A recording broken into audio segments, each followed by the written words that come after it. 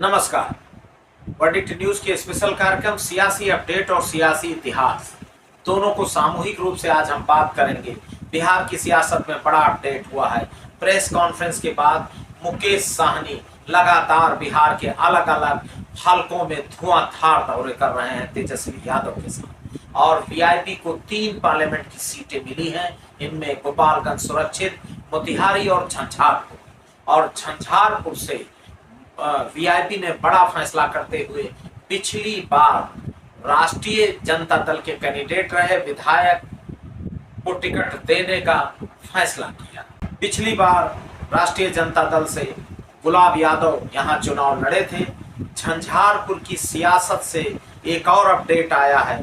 पूर्व केंद्रीय मंत्री यानी देवेगौड़ा और गुजरात सरकार में खाद्य एवं नागरिक आपूर्ति तथा वाणिज्य मंत्री रहे देवेंद्र प्रसाद यादव ने एक लेटर लिखा है, एक पत्र लिखा है, और उन्होंने सीधे लालू यादव पर हमला कर दिया। अभी पिछले विधानसभा में अपनी पार्टी समाजवादी जनता दल डेमोक्रेटिक का उन्होंने तेजस्वी यादव के नेतृत्व में विश्वास जताते हुए राष्ट्रीय जनता दल में विलय करने का ऐलान किया था। लेकिन जैसे ही खबरें आई कि ये सीट वीआईपी के कोटे में जा रही है, देवेंद्र प्रसाद यादव ने लेटर बम दाग दिया और निश्चित तौर पर पूरे राष्ट्रीय जनता दल में उन्होंने जमीनी कार्यकर्ताओं की उपेक्षा का आरोप लगाया है और पैसों की लेन देन की भी बात कही है। उन्होंने ये भी कहा है कि जमीनी कार्यकर्ता को राष्ट्रीय जनता दल में तरजीह नहीं दी जा रही है। इससे भविष्य के नेता तेजस्वी प्रसाद यादव का भी भविष्य दांव पर लग सकता है। देवेंद्र यादव यही नहीं रुके, उन्होंने नए नवेले और पार्टी में दरी बिछाने वाले नेताओं को तरजीह ना मिलने के बजाय उन नेताओं को तरजीह देने की बात कही है जो मनोवाद की जगह मनीवादी हैं। देवेंद्र यादव ने साफ साफ अपने पत्र में राष्ट्रीय जनता दल के सुप्रीमो लालू प्रसाद यादव पर हमला बोला, लेकिन इसके निहितार्थ कुछ और है। जैसे ही देवेंद्र यादव को पता चला कि ये सीट वीआईपी की कोटे में जा सकती है और गुलाब यादव जो उन्होंने आज अपने ट्विटर हैंडल से बाकायदा वीआईपी के कैंडिडेचर के रूप में उन्होंने इजहार किया है, ऐलान किया है कि वो वीआईपी के कैंडिडेट होंगे, निश्चित तौर पर बिल्कुल पिक्चर साफ हो गई है कि झंझारपुर से मुकेश साहनी गुलाब यादव को ही अपना कैंडिडेट बनाएंगे। पढ़ते हैं आगे देवेंद्र यादव पर। ये वही देवेंद्र यादव हैं जो 1977 में जब लालू यादव लोकसभा का चुनाव जीते थे, छपरा लोकसभा सीट से जीवन का पहला चुनाव 1977 में देवेंद्र यादव पहली बार विधानसभा झंझारपुर से जीत कर आए थे और उन्होंने तत्कालीन मुख्यमंत्री कर्पूरी ठाकुर के लिए अपनी सीट खाली किया था और इसी सीट से 1978 में कर्पूरी ठाकुर विधानसभा का चुनाव जीतकर बिहार विधानसभा में मुख्यमंत्री बने थे। ये वही देवेंद्र यादव है और ये लालू यादव शरद यादव के सहयोगी रहे हैं, साथी रहे हैं। देवेंद्र यादव इस पार्लियामेंट सीट से लगातार 5 बार एमपी रहे हैं। उसके बाद 1989 में जनता दल ने उनको चुनाव मैदान में उतारा था। 1989 में वो जनता दल से चुनाव जीते और 1991 में फिर वो जनता दल से चुनाव जीते और 1998 में उन्होंने जनता दल से चुनाव लड़ा और यहाँ राष्ट्रीय जनता दल ने सुरेंद्र यादव को चुनाव मैदान में उतारा और राष्ट्रीय जनता दल जीती। लेकिन 13 महीने के बाद 1999 में फिर वो राष्ट्रीय जनता दल में लौटे और राष्ट्रीय जनता दल से लोकसभा का चुनाव जीते और 2004 में फिर वो राष्ट्रीय जनता दल से फिर लोकसभा का चुनाव जीते। इस तरह टोटल 5 बार वो झंझारपुर लोकसभा सीट से मेंबर ऑफ पार्लियामेंट रहे हैं। शांत स्वभाव के वैचारिक शक्ति के केंद्र देवेंद्र प्रसाद यादव का नाराज होना, इसके पहले भी वो निर्दल चुनाव लड़ चुके हैं। वोट तो उनको बहुत कम मिला, लेकिन निश्चित तौर पर अगर वो बागी होते हैं तो महागठबंधन के लिए एमवाई इंटैक्ट में जरूर संकट पैदा हो सकता है।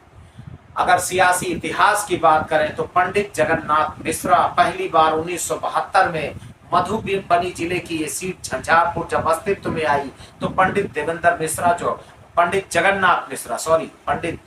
मिश्रा जो हेडमास्टर थे और उनको पत्र के माध्यम से सिंबल मिला। बिल्कुल रोचक स्टोरी है ये झंझारपुर लोकसभा सीट से। 1977 में यहाँ भारतीय क्रांति दल ने धनिक लाल मंडल को चुनाव मैदान में उतारा, जो बाद में हरियाणा के राज्यपाल भी रहे। जनता पार्टी की आंधी में वो यहाँ से चुनाव जीते।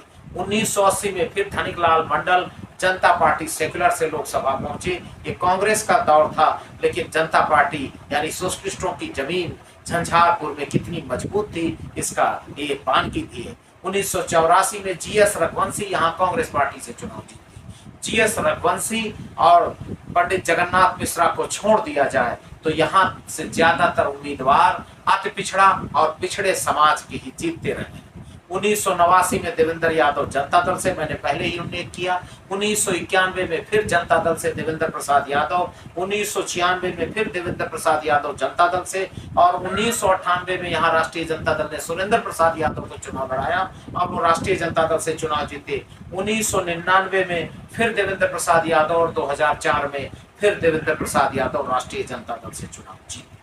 यहाँ 3 चुनाव राष्ट्रीय जनता दल जीती है अपने अस्तित्व के बाद से। 2009 में यहाँ जनता दल यूनाइटेड ने मंगनी लाल मंडल को चुनाव लड़ाया और उन्होंने देवेंद्र प्रसाद यादव को चुनाव हरा दिया। 2014 में यहाँ भाजपा ने खाता खोला। भाजपा के उम्मीदवार वीरेंद्र चौधरी बीजेपी के टिकट से चुनाव जीतकर लोकसभा पहुंचे। 2019 में अति पिछड़ा समाज से रामप्रीति मंडल को जनता दल यूनाइटेड ने चुनाव मैदान में उतारा और वो चुनाव जीते। 2024 को लेकर के जो यहाँ का जातीय ताना बाना है, लव कुश गठबंधन भी है यहाँ, और सैनी केवट समाज की अच्छी संख्या है, इसीलिए सीट महागठबंधन में वीआईपी के कोटे में गई है। 20% के आसपास यादव और 20% के आसपास ब्राह्मण मतदाता और करीब 15 से 16% यहाँ मुस्लिम मतदाता की संख्या है। इस लोकसभा सीट में खजौली, बाबूबरही, राजनगर, झंझारपुर, फूलपरास और लौकहा विधानसभा यानी 6 विधानसभा सीटें आती हैं। और इन 6 लोकसभा सीटों में जो स्थिति है, निश्चित तौर पर यहाँ जो चुनाव है, यहाँ बाइपोलर चुनाव होगा। राष्ट्रीय जनता दल के उम्मीदवार, राष्ट्रीय जनता दल लेड गठबंधन यानी महागठबंधन, जो सीपीआईएम, कांग्रेस पार्टी, वीआईपी और राष्ट्रीय जनता दल का मिला जुला गठबंधन है, इससे सीधा मुकाबला एनडीए का होगा। और यहाँ पर फिर रामप्रीति मंडल पर दांव लगाया है एनडीए ने, और एंटी इनकम्बेंसी एक बड़ा फैक्टर है।